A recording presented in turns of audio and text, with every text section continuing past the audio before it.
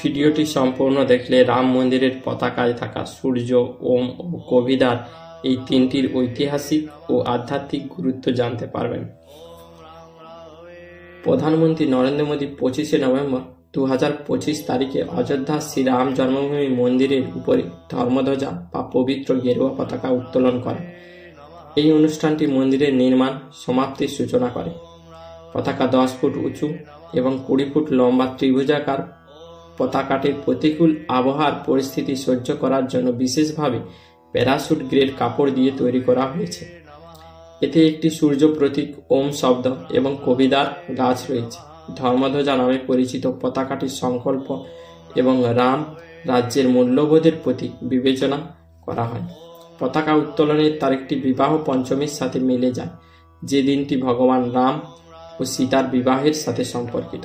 কবিদার গাছ ছিল একটি প্রাচীন এবং পবিত্র, যা অযোধ্যা রাজ্যের সরকারি প্রতীক হিসেবে কাজ করত।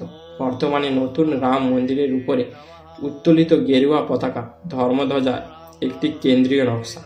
কবিদার গাছের বিজ্ঞানসম্মত নাম হল বাউহিনিয়া ভেরিগাটা, যা অর্কিড গাছ বা কাচনার নামেও পরিচিত। মন্দির নকশার প্রেক্ষাপটে গভীর ঐতিহাসিক এবং আধ্যাত্মিক অর্থ বহন করে।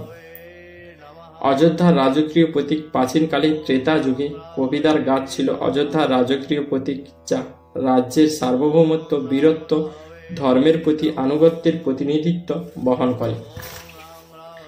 বাল্মীকি রামায়ণে এই প্রতীকের উল্লেখ রয়েছে। ভরত যখন ভগবান রামের সাথে দেখা করার জন্য চিত্রকূটে তার সেনাবাহিনী নিয়ে গিয়েছিলেন, তখন লক্ষ্মণ তাদের পতাকায় কবিদার প্রতীক দেখে দূর থেকে আগত বাহিনীকে চিনতে পেরেছিলেন। গাছটি ঐশ্বরিক সুরক্ষার প্রতীক হিসেবে বিবেচনা করা হয় এবং এটি পৌরাণিক মান্দার এবং পারিজাত গাছের সংকর বলে মনে করা হয়, যা ঋষি কশ্যপের একটি প্রাচীন উদ্ভিদ সৃষ্টি। এটি গাছটিকে একটি সমৃদ্ধ আধ্যাত্মিক পৌরাণিক ঐতিহ্যের সাথে যুক্ত করে।